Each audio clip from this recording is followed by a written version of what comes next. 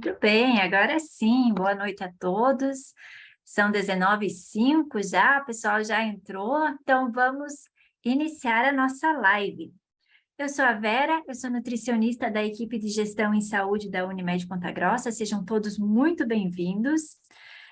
Para você que já nos acompanha há algum tempo, já conhece a dinâmica das nossas lives, já conhece um pouquinho sobre o programa Vida Leve. Para você que está nos assistindo pela primeira vez, eu quero, antes de iniciar essa live, explicar um pouquinho sobre esse programa.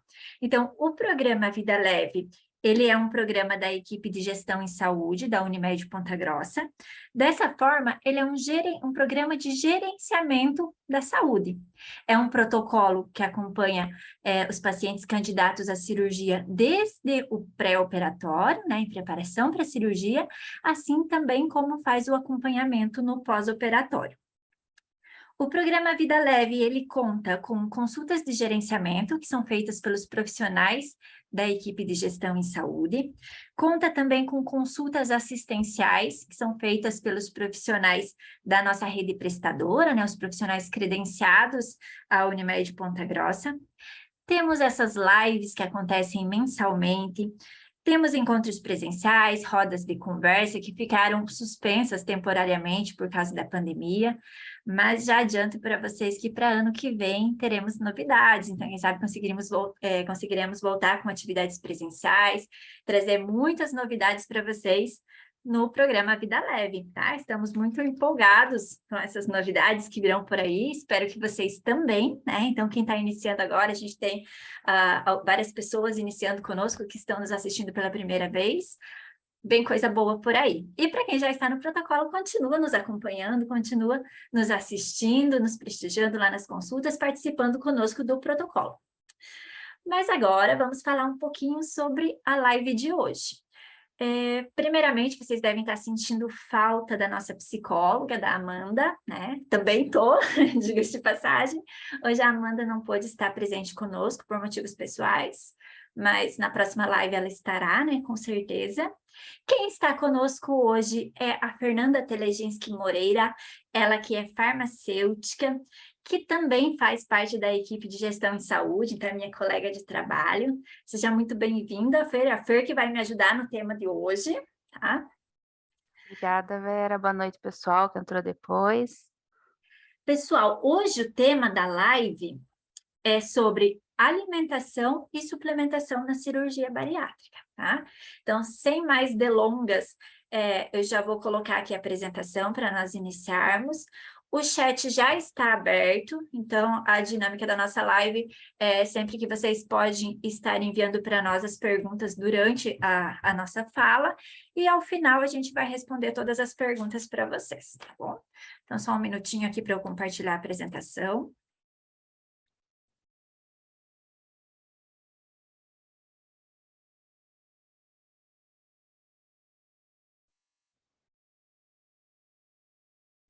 Uhum. Certinho, Fer? Tá aparecendo bem? Ótimo. Então, só tirar aqui a câmera da frente para eu conseguir ver a apresentação. Então, vamos lá. Eu quero começar falando um pouquinho para vocês sobre a avaliação pré-operatória e acompanhamento pós-operatório, que eu falei que é a dinâmica do nosso programa para vocês, né? Que o protocolo, ele trabalha justamente a preparação e faz esse acompanhamento posterior à cirurgia. Então, aqui eu trago, assim, para vocês que é fundamental que esse acompanhamento seja realizado por uma equipe multidisciplinar.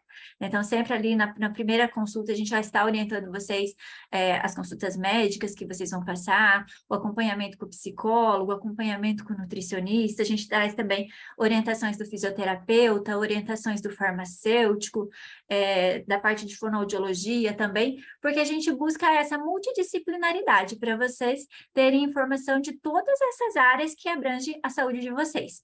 Quais são os nossos objetivos com isso? Informar sobre os riscos, informar sobre os benefícios e fazer as adequações e correções necessárias, tá? Quando a gente fala de risco, a gente fala de risco da cirurgia. Quando a gente fala de benefício, a gente está falando de benefício da cirurgia. Mas também a gente vai falar do benefício da mudança de hábito, do benefício da alimentação adequada, do benefício da dieta, do benefício da atividade física. Então, realmente, esse pré-operatório que a gente faz, ele precisa ser um pouco mais extenso para que a gente consiga trabalhar todos esses assuntos, que às vezes a gente pensa assim, mas será que é importante agora? É extremamente importante, é um treino, né? Porque o pós-operatório é a hora de colocar tudo isso em prática, né? A parte que está valendo, a gente já coloca em prática no pré-operatório, mas no pré-operatório é um treino, e no pós-operatório é a hora que está valendo mesmo. Então, é tão importante esse acompanhamento multidisciplinar no pré-operatório para preparar vocês, assim também como no pós-operatório, que é a hora de auxiliar vocês a colocar em prática, tá ali para realmente auxiliar, ajudar e orientar e fazer as intervenções necessárias. Da conduta nutricional do pré-operatório, então eu posso dizer para vocês que da parte nutricional a gente precisa avaliar esses 3 aspectos aqui. Nós fazemos inicialmente a avaliação antropométrica, e quando eu digo nós, é porque o protocolo ele trabalha tanto com a consulta de gerenciamento quanto a consulta assistencial, como eu falei para vocês no início. A consulta de gerenciamento, eu, enquanto nutricionista da equipe de gestão em saúde, sou responsável por fazer. Então, também vou aferir esses dados antropométricos, vou orientar vocês, fazer a avaliação, a anamnese nutricional, mas isso é em uma consulta inicial, e posteriormente vocês vão lá para fazer aquele acompanhamento na rede com o profissional assistencial que vai preparar vocês, e esse profissional também vai trabalhar essas coisas aqui, só que ele vai trabalhar de uma forma mais detalhada, né? Porque é ele que vai ter um tempo maior de consultas com vocês.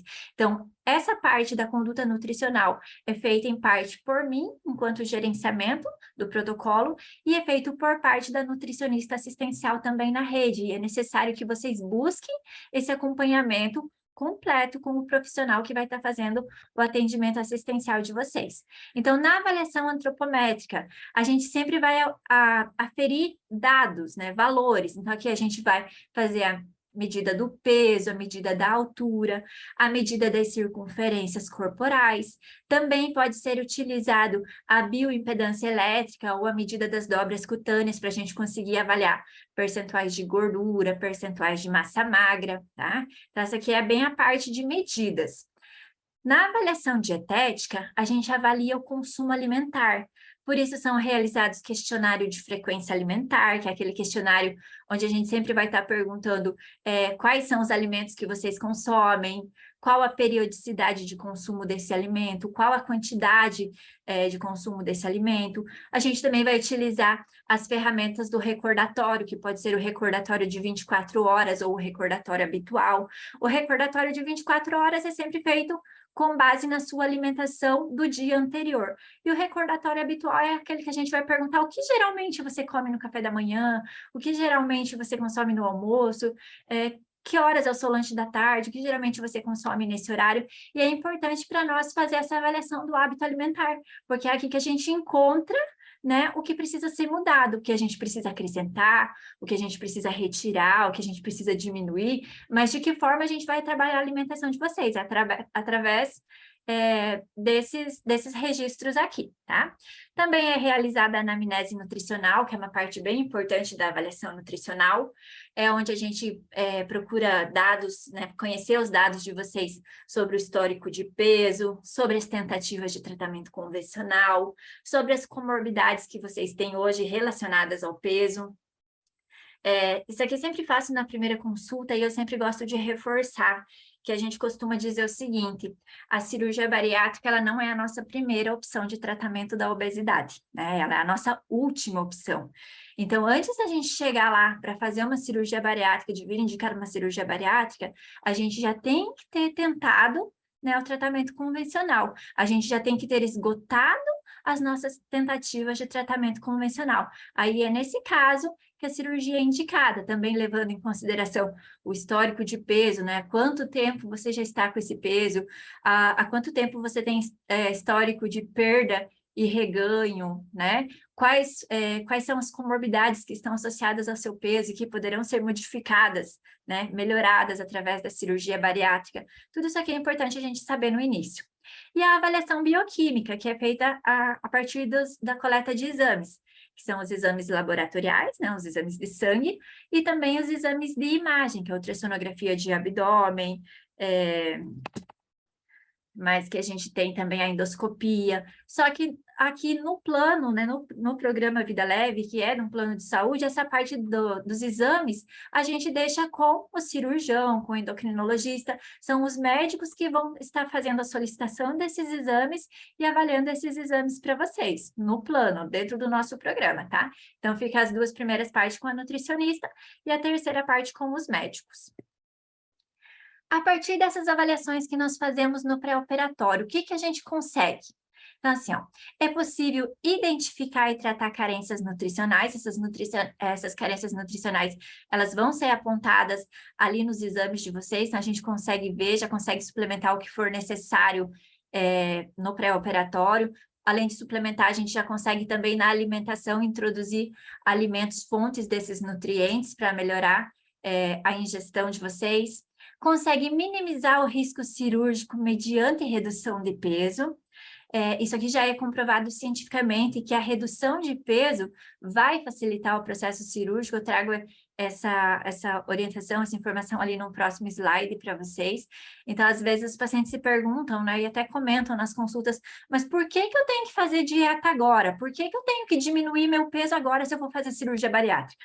Porque depois da cirurgia eu vou ter que fazer dieta, depois da cirurgia eu vou reduzir meu peso automaticamente. Então, por que eu tenho que fazer isso agora? Você precisa fazer isso porque ele vai ser um facilitador, ele vai diminuir o risco da sua cirurgia, além de estar preparando o teu organismo, preparando o seu corpo para essa cirurgia, já diminuindo a ingestão calórica, vai facilitar o pós-operatório. Nós conseguimos também planejar um programa alimentar de baixa caloria em pré-operatório, visando reduzir a gordura hepática e abdominal. Então, através da dieta, a gente consegue diminuir as calorias, reduzir o peso e reduzir a gordura hepática e abdominal, que é o que ajuda ali a diminuir o risco da cirurgia. Introduzir novos hábitos alimentares adequados ao tratamento proposto. É aquilo que eu falei para vocês, é um treino para o pós-operatório. Então, esses hábitos alimentares, a gente precisa adquirir no pré. Não adianta deixar lá para o pós, no pós eu vou ter que fazer mesmo. Vai ter que fazer mesmo. Só que vai ser mais fácil de você fazer no pós-operatório se você já aprendeu e já colocou em prática no pré-operatório. Então, realmente, é um treino, é uma preparação visando para que isso não seja tão difícil, né? O pós-operatório a gente já tem que se recuperar da cirurgia. Então, se a gente já aprendeu, já adquiriu novos hábitos, é um facilitador. E nós conseguimos também fazer um diagnóstico nutricional e emitir assim um parecer nutricional adequado. Então, reforço para vocês a importância de fazer várias consultas no pré-operatório. O acompanhamento da cirurgia bariátrica, ele não é esse acompanhamento pré-operatório, ele não é só para pegar um laudo, pegar uma cartinha do nutricionista, como às vezes a gente ouve, eu vou lá fazer uma consulta e pegar uma cartinha do nutricionista. Não, porque o nutricionista sabe que eu não consegui emagrecer do método convencional, aí ele vai me indicar para cirurgia, vai me liberar. Não, gente, o protocolo pré-operatório é para preparar vocês para a cirurgia. O nutricionista conhecer vocês conhecerem o profissional que vai fazer o acompanhamento de vocês, criar aquele vínculo, aquela confiança, para que vocês possam caminhar juntos no pós-operatório. Aí sim, a gente, enquanto profissional, consegue emitir um laudo, um parecer nutricional com segurança de que vocês estão preparados, estão orientados, estão prontos para fazer uma cirurgia e vão conseguir ter um resultado positivo posteriormente, tá bom? Falamos um pouquinho do protocolo, agora a gente vai entrar aqui um pouquinho na parte de dieta pré-operatória, tá? Então, falei para vocês, a gente vai fazer uma dieta hipocalórica, de baixa carga glicêmica e hiperproteica. Esses nomes aqui são todos palavrão, né? Coisa de nutricionista. Então, eu vou explicar para vocês aqui detalhadamente. Já deixei ali entre parênteses para ser fácil de entender. Uma dieta hipocalórica quer dizer que é uma dieta baixa em calorias. De baixa carga glicêmica é uma dieta com menos carboidratos refinados e menos açúcares, tá? E essa dieta, além de ser hipocalórica e de baixa carga glicêmica, ela tem que ser hiperproteica, ou seja, uma dieta rica em proteínas, tá? O que a gente faz para conseguir fazer essa dieta aqui? Precisa evitar, né, ou reduzir o consumo de alimentos calóricos. Então, são aqueles famosos fast foods, os lanches, aquelas comidas extremamente calóricas que a gente vai pedir para vocês parar de fazer o consumo, né? Reduzir muito o consumo até um ponto de evitar o consumo desses alimentos no pré-operatório, já pensando mesmo em reduzir as calorias. Então, aqui vale ressaltar aquela história de, eu vou me despedir de tudo, né, de todos os alimentos agora, porque depois da cirurgia bariátrica eu não vou mais poder consumir. E daí no pré-operatório ganha peso. Ganhar peso dificulta a cirurgia, né? Porque se perder é um facilitador, então ganhar peso dificulta, é ruim, né? Além de que quando a gente faz consumo excessivo de alimentos muito calóricos, a gente eleva muito o nosso consumo de calorias diário. Então, eu era acostumada com uma dieta de 2.000 calorias por dia. De repente, eu começo a fazer as despedidas e estou fazendo um consumo de 5 a 6 mil calorias por dia. E daí eu vou e faço a cirurgia e vou ter uma dieta com 1.000 calorias por dia. Imagina eu sair de 5.000 e descer para 1.000 calorias? O corpo vai sentir falta, ele vai pedir, vai ser mais sofrido esse pós-operatório. Então, nada de fazer despedidas no pré-operatório. A gente tem sim que reduzir o consumo desses alimentos calóricos através da mudança do hábito alimentar. Substituir os carboidratos simples por carboidratos integrais, que é pensando ali naquela questão da baixa carga glicêmica que eu falei para vocês. Então, os carboidratos integrais, eles têm fibras, por isso eles fazem com que a nossa glicemia permaneça mais baixa, né? A glicemia ali é a medição do açúcar no sangue. Então, os carboidratos com fibras, eles são metabolizados, são digeridos mais devagarinho, e isso faz com que o açúcar vá aumentando aos pouquinhos, não tem aquela sobrecarga de glicose no nosso sangue. Então, tanto usar os carboidratos integrais, quanto aumentar o consumo de fibras na alimentação. Lembrando que essas fibras vão vir das saladas, vão vir das frutas, vão vir dos cereais integrais. Reduzir o consumo de açúcar e de alimentos que serão metabolizados em glicose. Então, reduzir o consumo de alimentos extremamente doces, açucarados, reduzir o consumo de bebidas açucaradas, como suco artificial, refrigerante, porque tudo isso aqui aumenta muito a nossa glicose. Aumentar o consumo de carnes, ovos, leite e derivados, que essa aqui é a famosa dieta hiperproteica, né? Aumentar o consumo de proteína, seja a proteína das carnes, seja a proteína do leite e derivados, que ambas são importantes. E aqui que eu falei para vocês daquela informação, que é uma informação científica que a gente tem, ó. Estudos descrevem que uma dieta hipocalórica um mês antes da cirurgia reduz o tamanho do fígado, reduzindo a gordura intrahepática, que é a gordura do fígado, e também reduzindo a gordura visceral, que é aquela gordura que a gente tem presente no interior do abdômen, aquela gordura que envolve os nossos órgãos e que é mais prejudicial à saúde, porque é a que está relacionada ao risco de desenvolvimento de doença cardiovascular. Então, essa dieta hipocalórica ajuda a reduzir tanto a gordura intrahepática quanto a gordura visceral, o que facilita o processo da cirurgia por videolaparoscopia, né, que é a cirurgia por vídeo, diminui o tempo da cirurgia e assim reduz o risco de complicações intra e pós-operatório. Então, reduz o risco de complicações no momento da cirurgia, quanto também depois da cirurgia. Isso já é uma evidência científica, né? São os estudos comprovando para nós o valor, a importância de fazer uma dieta hipocalórica antes de uma cirurgia, né, grande como a cirurgia bariátrica. Pensando nisso, a gente usa como guia alimentar para a cirurgia bariátrica, tanto no pré quanto no pós-operatório, a gente ainda usa a pirâmide alimentar, só que a gente usa essa pirâmide alimentar aqui, que ela foi proposta pela doutora Violette Moisés em 2013, tá? E se a gente for olhar aqui a fundo nessa pirâmide, a gente vai ver a base da pirâmide, que é a parte lá de baixo, a parte maior, né? Ela não fala necessariamente do alimento, mas a base da pirâmide da cirurgia bariátrica, ela fala para nós do comportamento, tá? E nesse comportamento aqui, ela inclui o uso de suplementos alimentares diários, então a gente não pode deixar de tomar o suplemento, não pode negligenciar o suplemento, a ingestão de água, que é importantíssima para a hidratação, e chás claros que entram junto na hidratação, e atividade física. Então, seja no pré-operatório, seja no pós-operatório, a mudança de comportamento é importantíssima, é a base da pirâmide do bariátrico. Na sequência ali na pirâmide vem o consumo prioritário das proteínas, então a base da alimentação do bariátrico é a proteína, né, porque é o alimento mais importante. por ser fonte de ferro, de cálcio, da própria proteína que vai ajudar ali a diminuir a perda de massa muscular. Também fonte de vitamina B12, é importantíssima.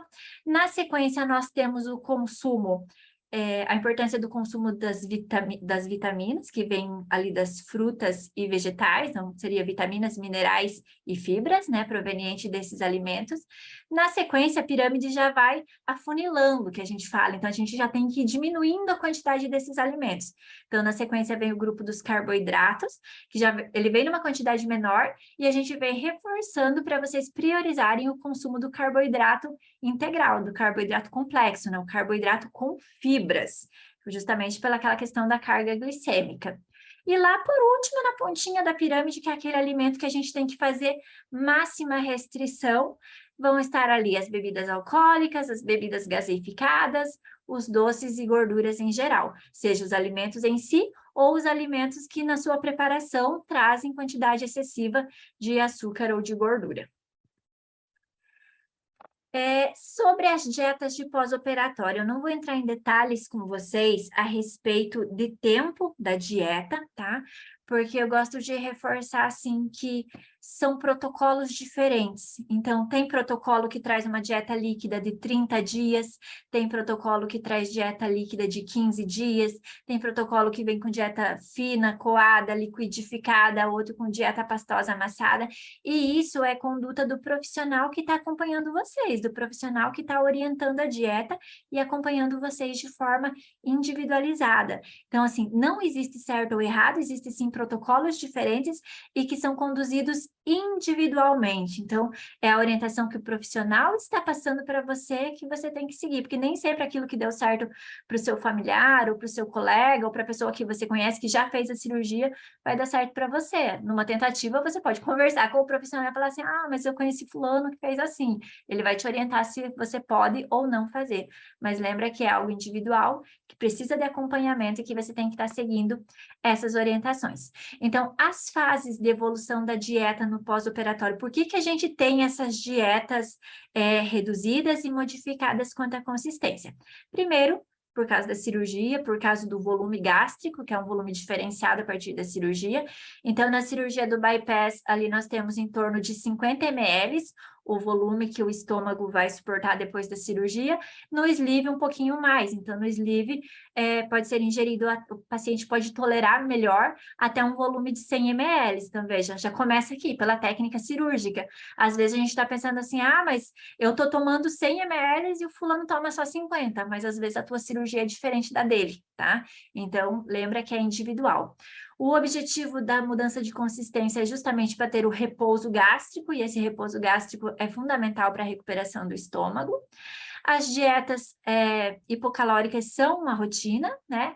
Essas dietas a gente precisa cuidar ali no manejo do pós-operatório com o tempo dessas dietas, porque uma dieta muito restritiva por um tempo muito prolongado, ela pode causar, sim, deficiências nutricionais grandes, se elas não forem conduzidas adequadamente. Por isso que a gente já vai falar, né, da importância também de estar utilizando os suplementos no pós-operatório, para não que a gente vá perder nutrientes, mas é que a dieta não vai nos fornecer tanto nutriente.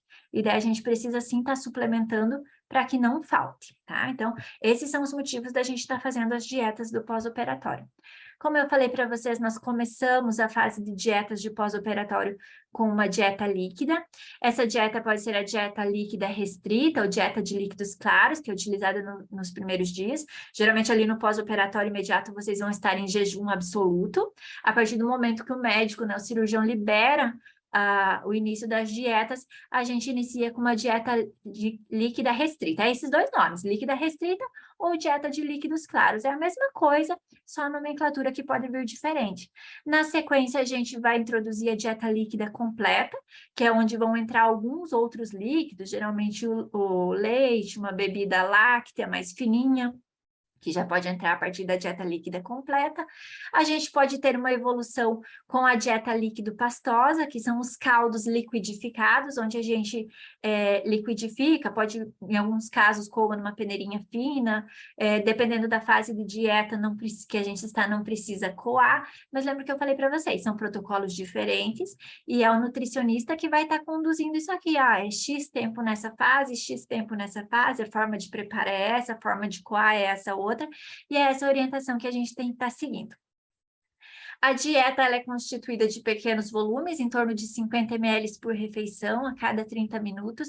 Essas orientações que eu trago aqui para vocês são as orientações que a gente encontra lá no site da Sociedade Brasileira de Cirurgia Bariátrica e Metabólica, então onde são as orientações que vêm indicadas, né, pela sociedade específica do tratamento da cirurgia bariátrica, né, desse procedimento da cirurgia bariátrica. Então, a informação mais oficial que a gente tem. O objetivo dessa dieta é o repouso gástrico e a adaptação aos pequenos volumes e, claro, fazer também a hidratação de vocês. Então, a gente começa bem pouquinho o volume dessa dieta, a consistência também é uma consistência extremamente fina e aos pouquinhos, conforme vocês vão se recuperando, o estômago de vocês vai se recuperando, a gente consegue estar evoluindo essa dieta. Como consequência da alimentação líquida, a perda de peso ela chega até a 10% em média nos primeiros 30 dias, que é quando a gente deve introduzir também os suplementos específicos, né, de vitaminas e minerais.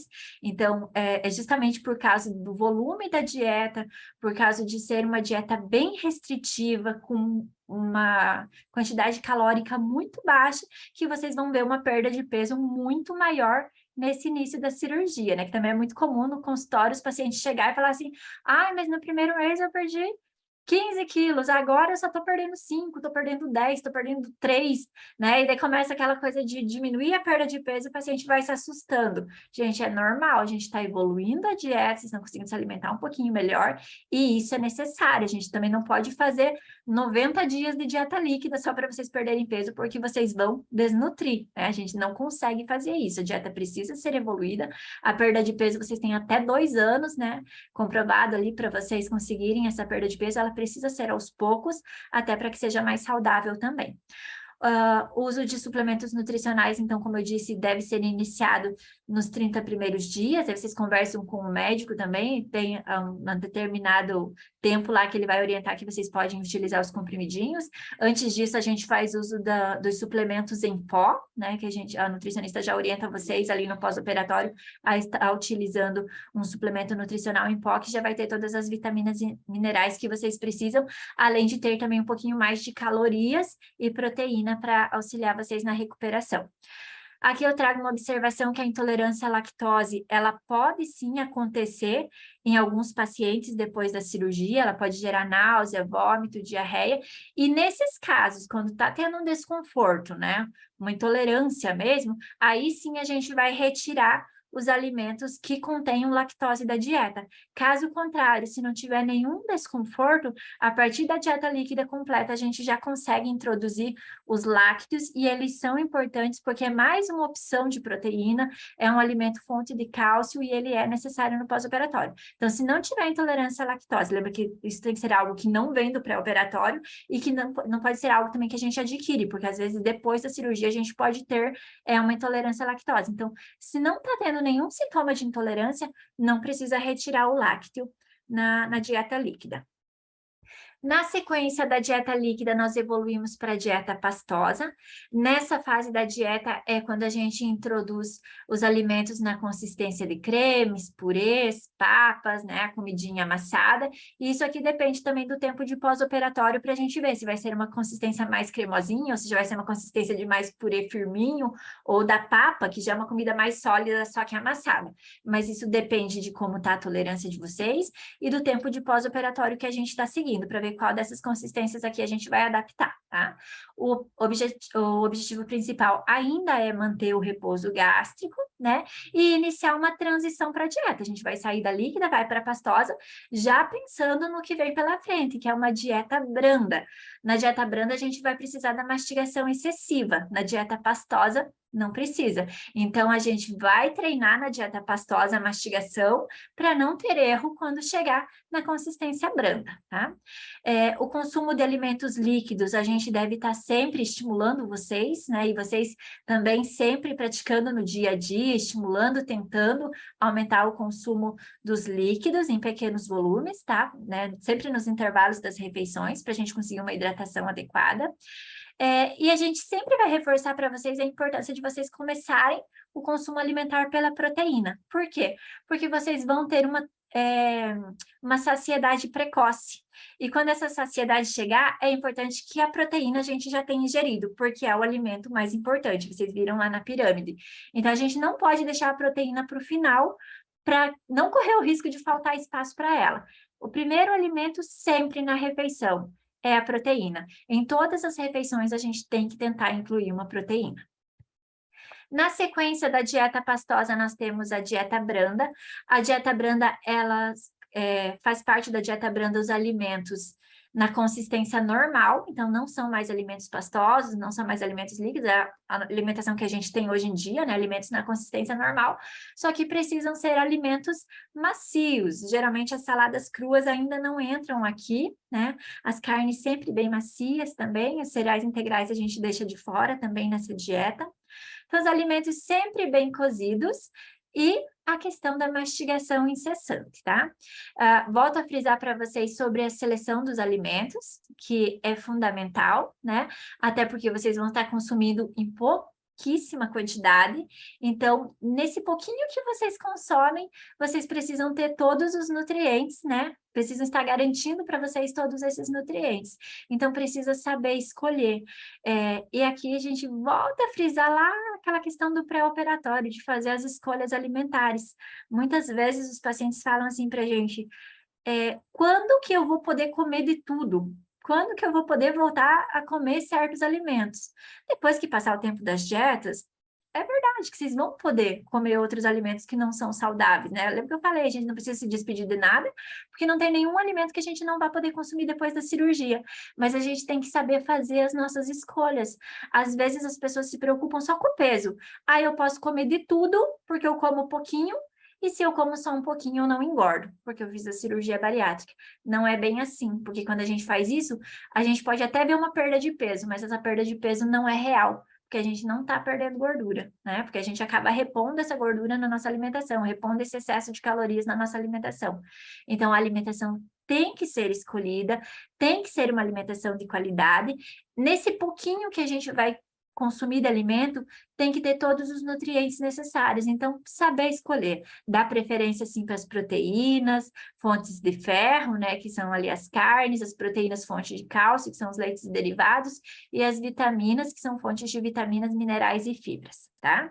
É importante também que a gente, enquanto nutricionista, oriente vocês a saber reconhecer os alimentos, a saber conhecer, escolher de forma criteriosa o alimento de vocês, porque às vezes vocês ficam muito presos, eu preciso de um cardápio, eu preciso de um cardápio. Mas o mais importante não é um cardápio em mãos, mas vocês serem bem orientados para vocês saberem fazer as suas escolhas, para que vocês no dia a dia consigam montar uma alimentação equilibrada, fazer ali uma rotina alimentar equilibrada, tá? E reforço para vocês a questão da mastigação, que sempre deve ser exaustiva, porque é onde a gente diminui os riscos de estar passando mal com os alimentos. A quarta fase da dieta, a última fase, é a dieta geral, então a gente sai lá da dieta branda, que era sem fibras, a partir da dieta geral, alimentos na consistência normal, volta, salada, só que a gente sempre tem que lembrar que a comida para vocês tem que ser mais molinha, né? Então, digamos, vou comer uma carne. Se essa carne for dura, a gente não consegue comer, a gente passa mal, porque o nosso estômago não é mais capaz de fazer a digestão da carne como antes, porque ele produz menos suco gástrico, menos ácido clorídrico, né, para fazer a digestão da carne. Então, a gente tende a passar mal, né, ter o famoso entalo, se for consumir um alimento mais seco, mais duro. Então, sempre preparações mais macias facilitam o processo. A questão do comer devagar, a questão do cortar o alimento, fracionar ele pequenininho e mastigação incessante, tá bom? Consistência normal, refeições fracionadas em intervalos a cada 2 ou 3 horas, isso aqui vai depender da quantidade que vocês estão consumindo. Quem consegue comer uma quantidade satisfatória pode fazer intervalos de 3 em 3 horas, quem come menos vai precisar fazer refeições mais frequentes, de 2 em 2 horas. Sempre o cuidado em escolher alimentos mais nutritivos e selecionar bem os alimentos que tragam nutrientes, tragam conforto, satisfação e qualidade nutricional.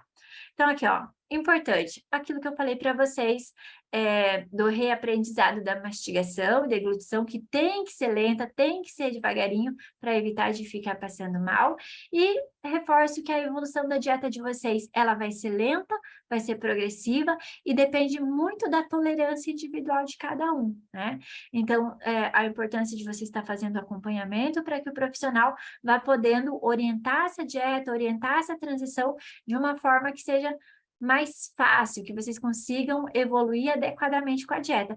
Cada um tem a sua individualidade, então não se comparem. Tem gente que vai fazer menos tempo de dieta, tem gente que vai fazer mais tempo. Lembrem que esse acompanhamento, esse tratamento é individual.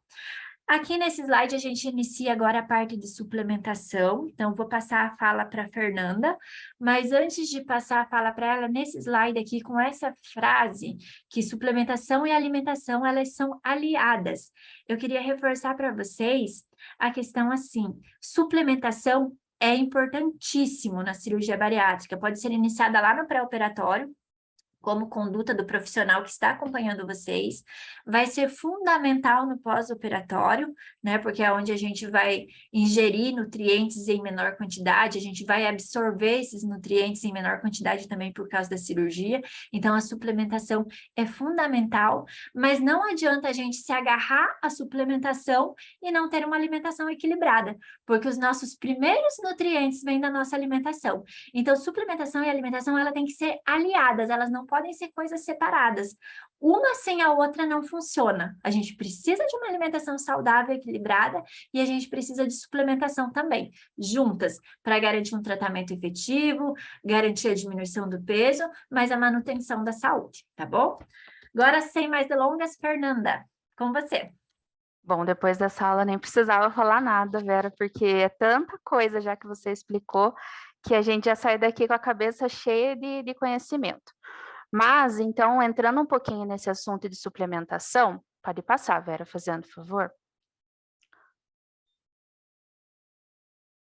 Como a Vera já começou a explicar, quando a gente faz uma cirurgia bariátrica, muita coisa no nosso organismo muda. E a primeira delas é a absorção. Pode passar, Vera, fazendo favor. Então, para a gente entender o que vai acontecer no nosso organismo, a gente tem que entender o que é absorção. É um conhecimento básico, porque a absorção, ela vai interferir tanto nos alimentos, quanto nos medicamentos, quanto nos suplementos que a gente vai utilizar. E é por isso que é tão importante essa suplementação ser de uma maneira efetiva junto com a alimentação. Então, o que é a absorção? A absorção é a passagem do local de administração ou de ingestão para a corrente sanguínea. Ou seja, a gente se alimentou pela boca. Vai cair lá no nosso trato gastrointestinal, vai passar pelo nosso esôfago, pelo nosso estômago e cai no nosso intestino. Quando ele cai no nosso intestino, o nosso intestino ele tem irrigação. Essa irrigação ela cai na nossa corrente sanguínea, então tudo aquilo que a gente ingere, ele vai para a nossa corrente sanguínea. Seja ele um medicamento do mais simples, como uma dipirona, que a gente ingere pela boca e ela vai parar lá no lugar que está doendo, né? Vai pela nossa corrente sanguínea, quanto nos suplementos, nos minerais, que também vão para a nossa corrente sanguínea. Pode passar, Vera, por favor. Então, quando a gente tem uma alteração nessa absorção, o que vai acontecer? A primeira delas, que é o que a gente espera, é a perda de peso. A gente alterou a absorção de calorias. Então, a gente vai estar absorvendo menos calorias, absorvendo menos peso, perdendo peso. Só que, consequentemente, a gente vai alterar a absorção de alimentos, medicamentos, vitaminas e minerais. E isso pode ser prejudicial. E o que acontece se a gente está ingerindo menos, absorvendo menos? Uma insuficiência ou uma deficiência vitamínica. Então, o que acontece quando a gente está com as vitaminas lá embaixo? Todo mundo já sabe, né? Mulherada sabe muito bem que a gente começa a perder cabelo, é a unha que não cresce, é a unha que está descascando, a pele que está ruim, a pele que está oleosa, a gente consegue sentir, né, começa a sentir uma fraqueza muscular, a gente se sente mais fadigado, aquela falta de ânimo, falta de vontade. Diminuição da imunidade, né? Todo mundo fica gripado. Ah, porque minha imunidade está ruim. Uma semana a gente está gripado, outra semana a gente está com um problema respiratório. E o que, que a gente acaba compensando, né? Tudo na nossa imunidade. Isso pode ser por quê? Por uma insuficiência vitamínica. Isso acontece com pacientes não bariátricos e isso acontece muito com os pacientes bariátricos. Pode passar, Vera. Então, por que que isso ocorre? Porque a gente alterou o local de absorção de vitaminas e minerais. Então, essa imagem é uma imagem meio feinha, né? Porque ela não tem cor, mas ela é uma imagem muito boa para a gente entender o que está acontecendo. Então, se a gente pega ali no duodeno, né? No início do nosso intestino, ali está escrito tudo que é absorvido no duodeno. Então, é absorvido ferro, cálcio, fósforo, tiamina, a ligação dos complexos B, né? Dos complexos B, magnésio, selênio, cobre, ácido fólico. No estômago, né? No estômago tem ali uma parte de uma célula, ela é responsável por formar o fator intrínseco. Esse fator intrínseco é muito importante para a absorção de vitamina B12, o ácido clorídrico, que a Vera até já comentou, a gente reduzindo esse ácido clorídrico do nosso estômago, a gente diminui a absorção de ferro. Então, a falta de ferro a gente já sabe que causa anemia. O ílio, vitamina B, vitamina D, jejum também é uma parte do intestino. Então, como a gente vai ter alterações nessas partes do trato gastrointestinal, a gente vai ter uma diminuição na absorção dessas vitaminas e minerais. Então, pode passar, Vera, por favor.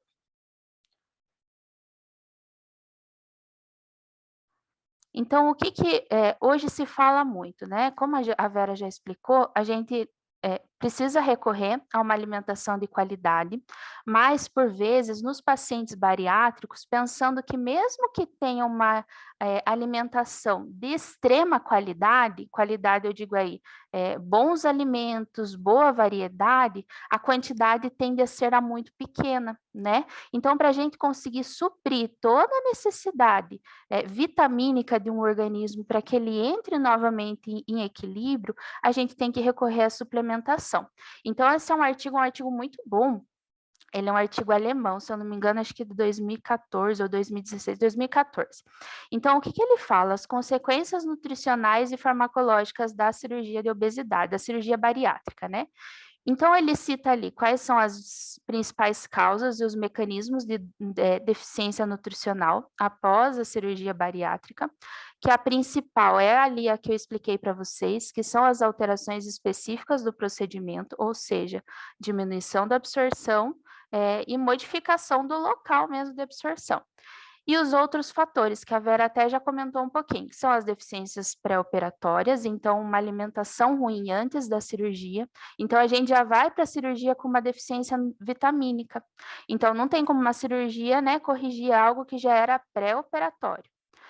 Outras causas, náuseas e vômitos, então um paciente que vomita muito, que está tendo até às vezes uma alimentação efetiva e de qualidade, mas que tem muito vômito, ele está perdendo, né, qualidade nutricional, está perdendo ali vitaminas que foram ingeridas. Outros fatores, intolerância, né, lactose, como a Vera já comentou, ou outras intolerâncias alimentares. Também, e acho que aí uma das mais importantes é o mau comportamento alimentar e a não adesão dietética e de suplementos.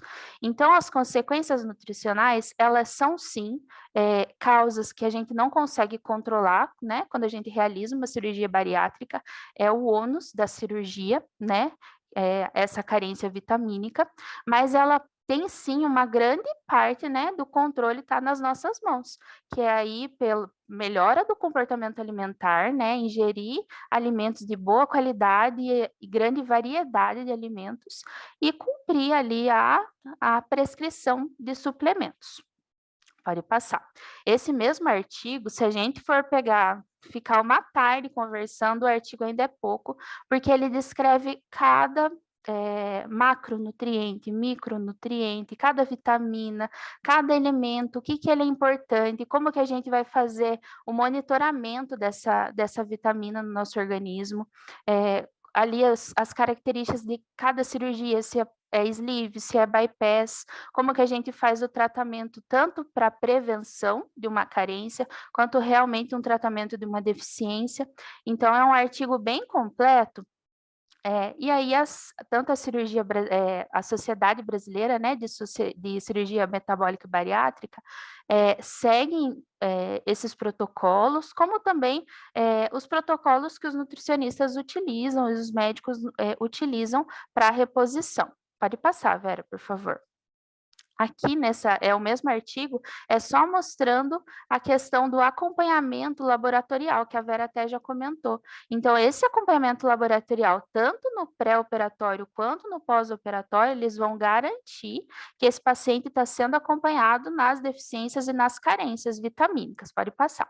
Então, se a gente for falar de todos, a gente vai ficar aqui para sempre, né? São muitos. Então, eu escolhi alguns que são os mais comuns, tanto de reposição quanto de dúvida, e também alguns que têm algumas características importantes que a gente tem que saber na suplementação. Então, a primeira delas é a B12. Vitamina B12, né, tanto a B12 quanto as outras vitaminas do complexo B, elas estão muito relacionadas a características que a gente comumente sente. Cansaço, dores, fraqueza muscular, câimbras, rachadura na língua, e aí nos casos mais graves, né, a pessoa pode ter até confusão mental, algumas paralisias. Quer dizer que se eu tenho esses sintomas, eu tenho uma carência de vitamina B12? Não necessariamente, né, são sintomas mais genéricos, e é por isso que é importante o acompanhamento laboratorial. Mas, esse estudo, por mais que ele seja alemão, eu acho que aqui no Brasil, se a gente realizasse um estudo assim, a gente ia ter uma porcentagem maior, né, pela nossos hábitos alimentares, mas a gente sabe que pacientes já no pré-operatório, 18% deles vão apresentar uma carência vitamínica de vitamina B12. Pode passar, Vera. Os pacientes que fazem o bypass, pode passar todos, acho, pode passar mais 3, isso, por favor. Os pacientes que fazem o bypass, eles vão ter uma diminuição ainda maior da absorção de vitamina B12. Por quê? Essa vitamina ela é absorvida na região do duodeno e do jejuno, que é desviada no bypass. Então, se eu tenho um desvio, não estou passando alimento pelo local que faz a absorção dessa vitamina, eu não vou estar absorvendo.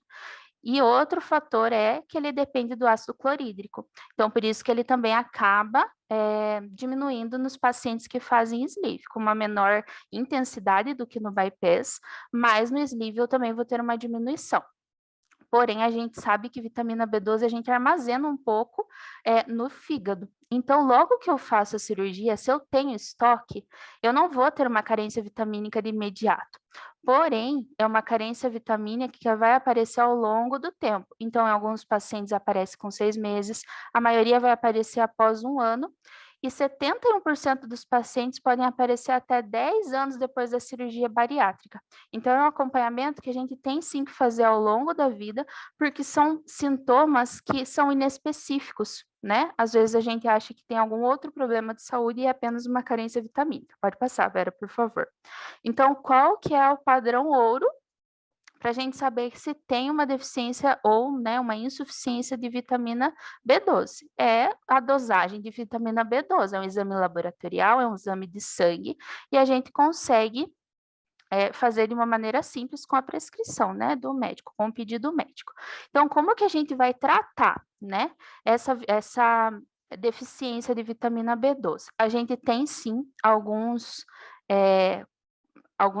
suplementos de forma oral, ou seja, a gente ingere pela boca, né, com a água normal, mas eles não são bem tolerados, porque a gente vai necessitar da absorção como pela alimentação.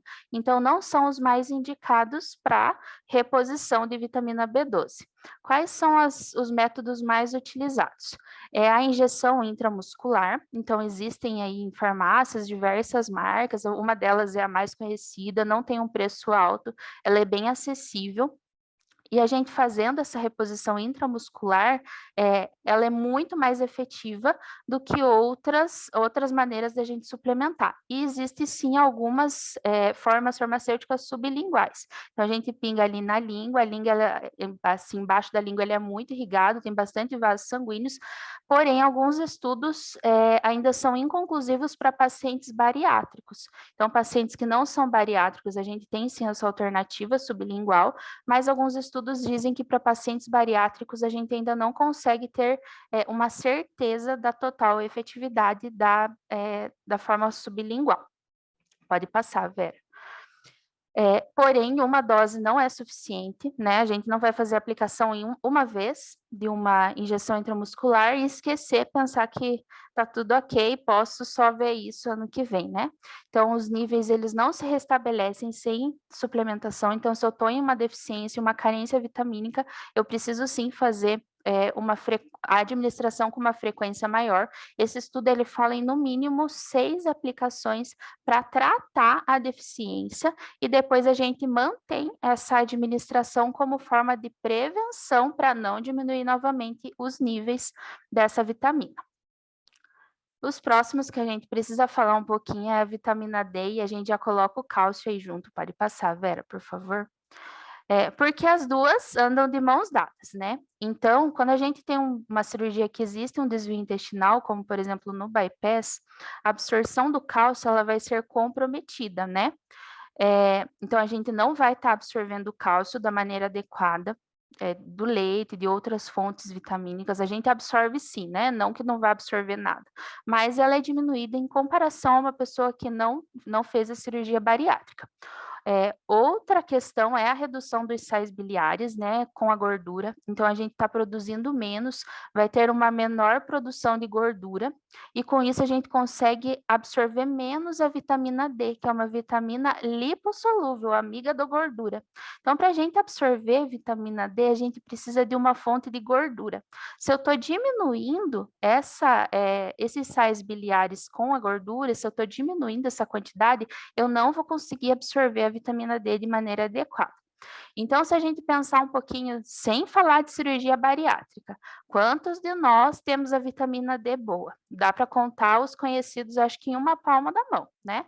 A gente não, principalmente aqui no sul, quando a gente toma pouco sol, a gente ingere poucas fontes, né? Já são poucas mesmo as fontes de vitamina D, são nas fontes alimentares, elas não são muito de hábitos nossos, e ainda mais a gente não faz a suplementação corriqueira de maneira adequada. Então, a gente já vai para a cirurgia com a vitamina D insuficiente ou deficiente.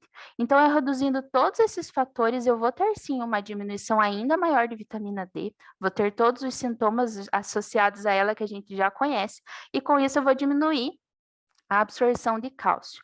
Com isso, né, a gente tem aí um problema ósseo, como já é conhecimento de todo mundo, e por isso que é necessário fazer essa suplementação, tanto para prevenção, né, dessa reabsorção óssea, para a gente melhorar essa condição dos nossos ossos, e ela deve ser individualizada, provavelmente por toda a vida, independente de cirurgia bariátrica ou não, a gente precisa estar atento, né, a essa vitamina. De 25% a 80% nesse estudo alemão, diz que a gente já vai para a cirurgia com uma deficiência. E um fator bem importante que aí a gente precisa falar é sobre a absorção do cálcio, né? A ingestão do suplemento de cálcio. Então, quando a gente vai na farmácia, se a gente fala, eu quero um suplemento de cálcio, vai ter infinidades, eles vão trazer 10 tipos de cálcio diferentes. Porém, os pacientes que fazem cirurgia bariátrica não toleram bem, ou seja, não conseguem absorver o cálcio quando ele está numa forma farmacêutica que a gente chama de carbonato. O carbonato é só uma forma que o cálcio ele vai ser colocado no medicamento, no suplemento. Se ele está nessa formulação de carbonato, os pacientes bariátricos não vão conseguir absorver bem o cálcio. Então, se o cirurgião, se o médico prescreve citrato de cálcio, é o citrato de cálcio que eu preciso comprar. Eu não posso comprar o carbonato ou alguma outra forma que não seja exclusiva, específica, né, para um paciente bariátrico, porque a gente vai estar ingerindo algo que não vai estar sendo absorvido. Pode passar, Vera, por favor. Então, o exame laboratorial, o padrão ouro, é a vitamina D, né? A maioria com certeza já fez. A suplementação normalmente é por via oral. Aí a gente tem que dar preferência. Lembra que eu falei que a vitamina D ela é amiga da gordura? Então a gente precisa dar preferência às formas farmacêuticas, ou seja, aos medicamentos, às vitaminas que são em formas farmacêuticas oleosas. Então são aquelas cápsulas que são em gel, ou então as gotas oleosas, comprimido. Paciente que já não é bariátrico já não absorve bem. Paciente bariátrico ainda muito menos. E sempre que a gente for ingerir a vitamina D, fazer em uma refeição que a gente esteja ingerindo um pouco mais de gordura, né? Então, evitar, às vezes, com o café da manhã, que tem pouca gordura, colocar junto com o almoço, que normalmente tem um pouquinho mais. Então, colocar uma fonte de gordura junto com a vitamina D para a gente tentar melhorar a absorção dessa vitamina. Existe já no mercado ali, que eu coloquei a injeção, algumas formas farmacêuticas injetáveis de vitamina D, mas não é muito a nossa realidade, né? A gente ainda tem uma dificuldade para encontrar aqui, mas em algumas cidades capitais, metrópoles, a gente já tem alguns centros que fazem administração de vitamina D endovenosa. E aí uma questão, né, que a gente tem que questionar, que não só para vitamina D, mas para outras vitaminas também. Ah, então eu só tenho a boca e intramuscular ou endovenosa para fazer? Não, a gente tem sim outras formas farmacêuticas. Então, aos poucos vão surgindo. Hoje já existem alguns adesivos transdérmicos, ou seja, são a própria vitamina que ela está colocada ali num adesivo e eu colo na minha pele e essa vitamina, ela passa pela minha pele e vai cair lá na minha corrente sanguínea. Então, aos poucos, isso vai se tornando, né, mais a nossa rotina, um pouco, hoje a gente já viu, esse estudo, ele fala de boa absorção de vitamina D e vitamina K, mas a gente espera que isso se torne cada vez mais acessível, assim como outras formas farmacêuticas, né? Então, existem algumas pastilhas que já são veiculadas, alguns biofilmes que eles parecem uma película, assim, com sabor de menta, que a gente consegue veicular algumas vitaminas ali também. Então, hoje a gente sabe que é um pouco mais caro do que as formas convencionais vendidas em farmácia, mas que vai se tornando mais acessível com o passar do tempo. Pode passar. E o cálcio, né, como a gente já falou, a gente faz o padrão ouro, é o cálcio ionizado, tem alguns outros exames que são pedidos aí também, né, como paratormônio, para a gente acompanhar o cálcio, mas a suplementação normalmente por via oral. Pode passar, Vera, por favor. Aí eu trouxe também a vitamina A, pode passar, Vera. Não que ela seja mais importante que as outras, mas ela chama atenção pela diferença do pré-cirúrgico para depois com o paciente que faz bypass. Então, vitamina A, ela é muito relacionada aos olhos, né? Então, a gente fala que os principais sintomas da deficiência, da carência, é a cegueira noturna. Alguns pacientes, eles têm algum prurido no corpo e também a diminuição do sistema imunológico, né, na imunidade. Por que ela é tão importante para o paciente que faz bypass? Por aqueles dados que estão ali. Então, os pacientes no pré-cirúrgico, até 17% dos pacientes já chegam para o pré-cirúrgico com uma carência vitamínica. Os pacientes que fazem sleeve vão ter ali uma carência de 8 a 11%. Nossa, mas diminuiu, então a cirurgia que corrigiu? Não, é porque daí entram alguns suplementos vitamínicos, aqueles multivitamínicos, que vão ter uma quantidade ali de vitamina A e acabam fazendo uma reposição, por isso que o estudo diminuiu. Mas os pacientes que fazem bypass, eles diminuem muito a sua absorção, então a carência ela pode aparecer até 69% dos pacientes.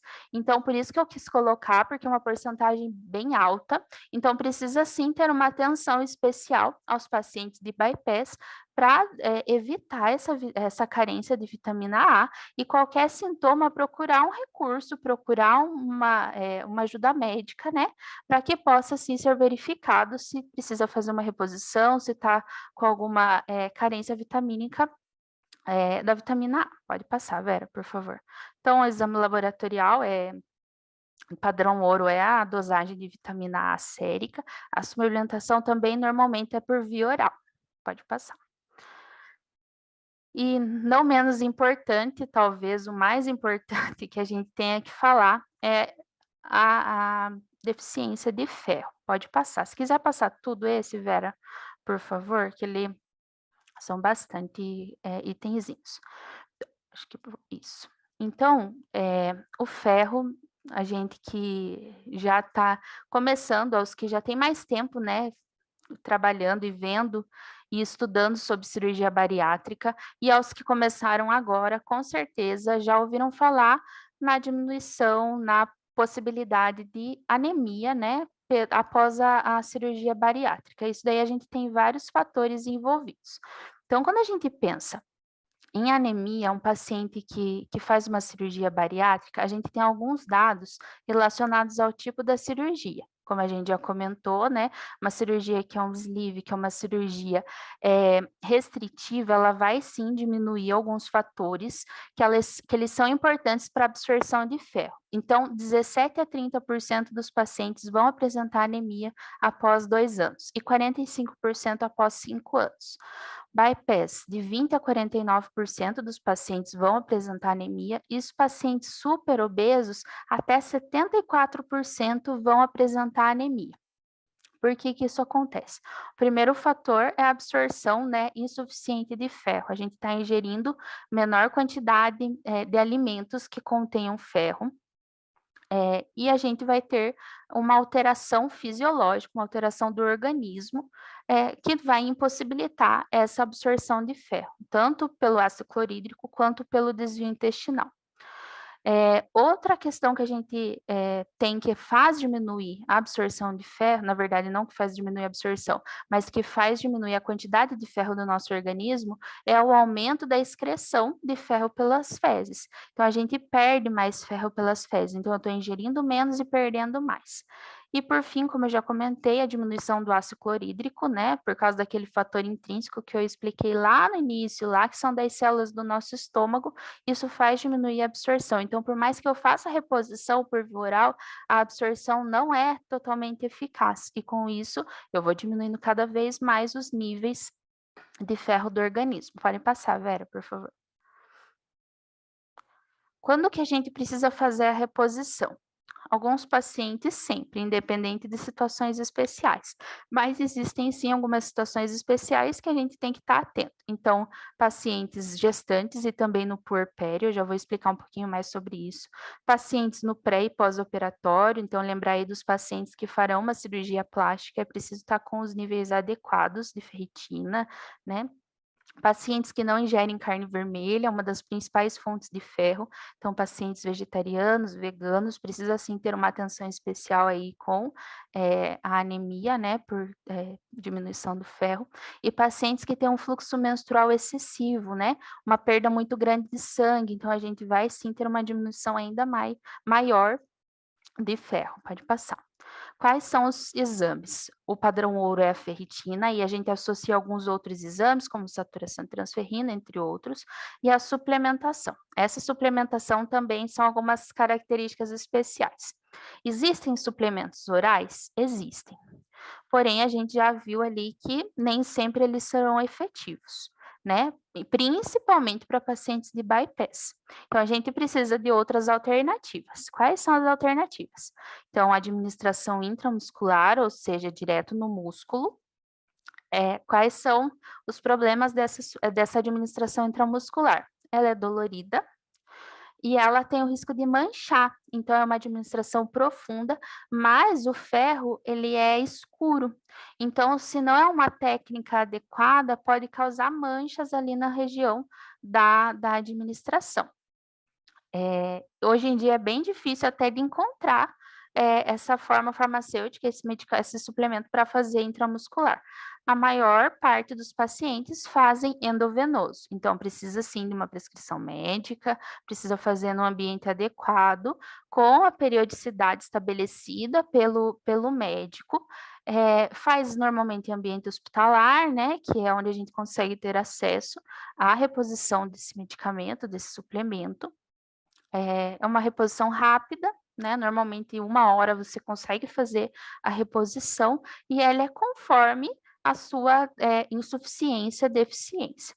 Então, tem alguns estudos que dizem que depois da gente tratar essa deficiência principal, a gente consegue fazer a manutenção com alguma outra forma farmacêutica que tenha uma boa absorção quando feita via oral, mas não serão todos os pacientes que vão conseguir essa efetividade e não são todos os pacientes que vão conseguir tolerar a administração do ferro, porque quem já tomou ferro via oral sabe que alguns eles causam bastante mal-estar estomacal, causam náusea, causam distensão, causam gases, né? Então, a gente sabe que nem todos os pacientes vão conseguir tolerar. Então, precisa ter bastante atenção à forma que o seu cirurgião, o seu médico vai prescrever e depois no acompanhamento, né, que aí vai ter que ser por longa data, se não para o resto da vida, fazer o acompanhamento para ver se está sendo efetiva a suplementação que foi escolhida. Pode passar, Vera, por favor. Então, algumas condições especiais, né, entrando aí em uma delas, que é a gestação. Então, a gestação, por si só, né, vai causar alterações no organismo da mulher que vão corroborar com todos esses fatos que a gente já conversou. Então, tudo que a gente conversou já de problemas, né, de ônus da cirurgia bariátrica na questão de absorção vão ser somadas a características próprias de uma gestante. Quais são essas características? Então, a primeira delas é que aumenta o volume sanguíneo da mulher, porque ela vai estar ali na formação do sangue da criança. Então, essa diluição do sangue que a gente fala vai estar dividindo vitaminas com o feto. Então, a gente precisa aumentar aquilo que está sendo ingerido por nós, né? Outra questão é a diminuição na concentração de proteínas, o aumento da função renal, né? Então, aumentando a função renal, a gente urinando mais. O que a gente vai estar perdendo? Vitaminas que são hidrossolúveis, amigas da água. Então, além da gente estar, às vezes, ingerindo menos, a gente está perdendo mais. Além do mais, alteração no armazenamento de gordura, então as vitaminas lipossolúveis também vão ser prejudicadas. Pode passar. Então, por isso que existem algumas orientações específicas para pacientes bariátricas durante a gestação e também no puerpério. Isso vai depender do tipo de cirurgia. Pode passar, Vera, por favor. Como diz esse outro artigo que também fala da reposição vitamínica, né, para gestantes pós-bariátrica. Então, dependendo da cirurgia que ela fez, ela vai ter uma necessidade ainda diferente da suplementação, como também das carências próprias. Outra condição especial que a gente precisa pensar é na cirurgia plástica, né? Então, eu falo aqui da cirurgia plástica, mas entendam cirurgias no geral, mas é que a cirurgia plástica acaba sendo uma das mais comuns pós a cirurgia bariátrica. Então, se a gente está pensando num organismo que está se reequilibrando, ou seja, eu estou entrando após um grande acontecimento, que foi uma cirurgia que mudou o meu organismo, imagina como que está o nosso organismo para se reequilibrar. Quando a gente passa por outro procedimento invasivo, que é uma cirurgia plástica, a gente precisa que o nosso organismo esteja já nesse equilíbrio para que a cirurgia seja de sucesso. Quando ele não está em equilíbrio, a chance de riscos, né, de complicações pós-operatórias são muito grandes. Pode passar, Vera. Então, nesse artigo ali, ele fala de cada dessas vitaminas e de algumas outras que a gente nem falou aqui, o que cada uma pode contribuir para que a cirurgia plástica seja um sucesso. Então, todas elas estão relacionadas principalmente à capacidade da pele de se regenerar, a formação ali da cicatrização, de feridas, então vai ter a ferida pós-operatória, vai ter os pontos, vai ter tudo aquilo que vai precisar se restabelecer pós a cirurgia. Então, o que a gente tem que pensar? Um organismo desnutrido é igual a maior chance de não ter sucesso na cirurgia. Então, para eu ir para uma cirurgia bariátrica, eu tenho que pensar primeiro que o meu organismo tem que estar bem, tem que estar equilibrado, tem que estar nutrido, para que a gente melhore a chance de um sucesso na cirurgia, né? Então, se a gente fica falando sobre reposições orais, outra hora eu falo sobre reposição intramuscular, outra hora eu falo de reposição endovenosa. O que que isso exige de nós? Exige disciplina, porque realmente a gente depende ali de uma administração num horário correto, perto de alimento, longe de alimento.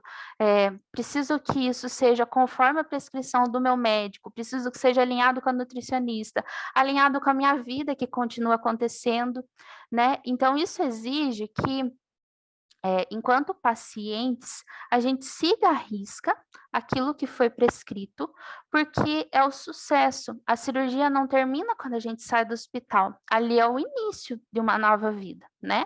Então, é o início de algo que a gente quer que dê certo. E para que dê certo, a gente tem que confiar na equipe que está nos assistindo, porque eu mostrei para vocês, existem milhões, diversos de estudos que nos orientam o que é melhor, para características que acabam tendo, né, foram tão modificadas com uma cirurgia, vão ser modificadas com situações específicas, seja ela gravidez, seja ela uma cirurgia plástica, ou sejam elas quaisquer outros fatores da nossa vida. Então, a gente vai precisar sim criar uma disciplina, como a Vera já falou, uma disciplina lá no pré-operatório em relação à alimentação, e uma disciplina no pós-operatório em relação à alimentação e à suplementação vitamínica. Pode passar. Porque, como a Vera já falou, são reposições, são suplementações, para a gente suprir aquilo que falta. Porque o que realmente é o foco, né, é aquilo que a gente tem como objetivo maior, é fazer com que o nosso organismo seja nutrido pela alimentação, né? Os alimentos estão aí nas suas maiores variedades, melhores variedades, né? Na alimentação.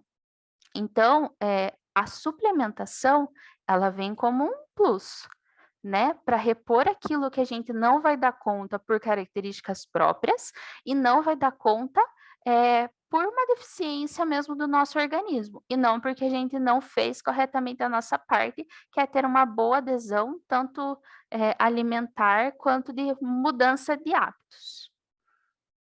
Acho que é isso.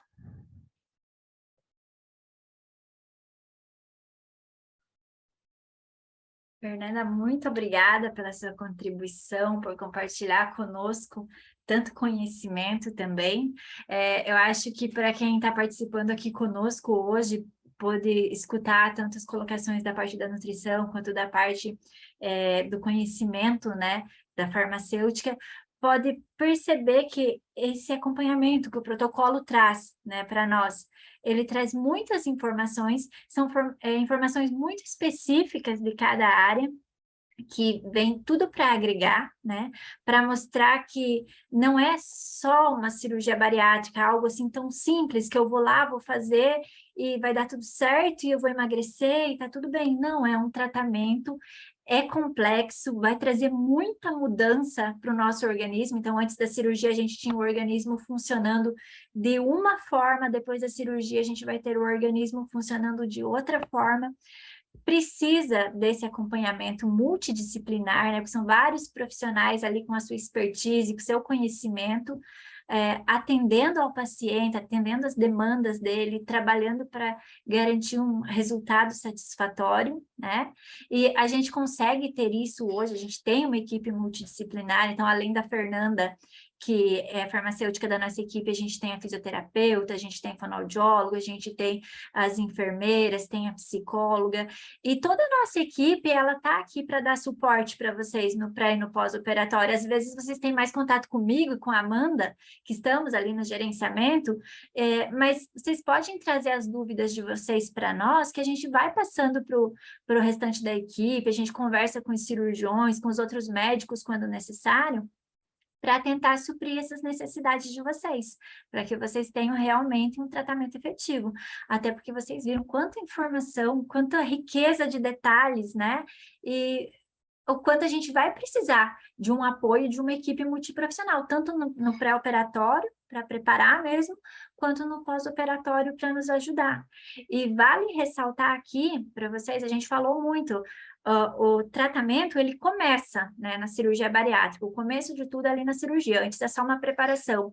E independente de que fase a gente está do pós-operatório, seja acabei de operar, estou no início, ou então faz 5 anos que eu operei e quem sabe não consegui perder todo o peso, ou quem sabe estou com alguma carência nutricional, é tempo sim de procurar um acompanhamento médico, procurar refazer os exames, procurar um acompanhamento multidisciplinar e recuperar, né? A gente consegue, em qualquer fase do acompanhamento depois da cirurgia, recuperar nossa saúde, retomar um acompanhamento e buscar, assim, sempre estar melhorando a nossa saúde. Eu estou olhando aqui nas perguntas, se tem alguma pergunta. Mas ninguém mandou pergunta para nós hoje, acho que estão todos bem tranquilos quanto às orientações. Reforço para vocês, como eu disse, a Fernanda trabalha lá do meu ladinho, mais ou menos, mas na mesma equipe a gente consegue se comunicar, né, todos os dias, tem os outros profissionais, então a gente não tem nenhuma pergunta no chat, e já são também 8 horas e 20 minutos, passamos um pouquinho do nosso horário hoje, então eu acho que a gente vai encerrando a live de hoje. Agradecemos a presença de todos vocês. Relembrando, se tiver alguma dúvida, manda para mim no WhatsApp. Quem não tem o meu WhatsApp, mas está vendo a gente pelo YouTube, né, a gravação no YouTube, pode mandar as perguntas ali no comentário do YouTube, que a gente também está sempre olhando o site. Se for o caso, a gente entra lá e responde vocês, tá? Essa é a nossa última live do ano, então aproveito para desejar um Feliz Natal, um Ano Novo excelente para todos vocês, para você, Fernanda, para todo mundo que está nos assistindo. Reforço aquele spoiler que eu dei lá no comecinho da live de hoje, vem muita coisa boa no protocolo de cirurgia bariátrica para o próximo ano. Então, continuem participando conosco, continuem nos acompanhando e nos vemos no ano que vem. Tchau, tchau, boa noite. Tchau, pessoal, boa noite. Tchau, Vera. Tchau, tchau, Fernanda.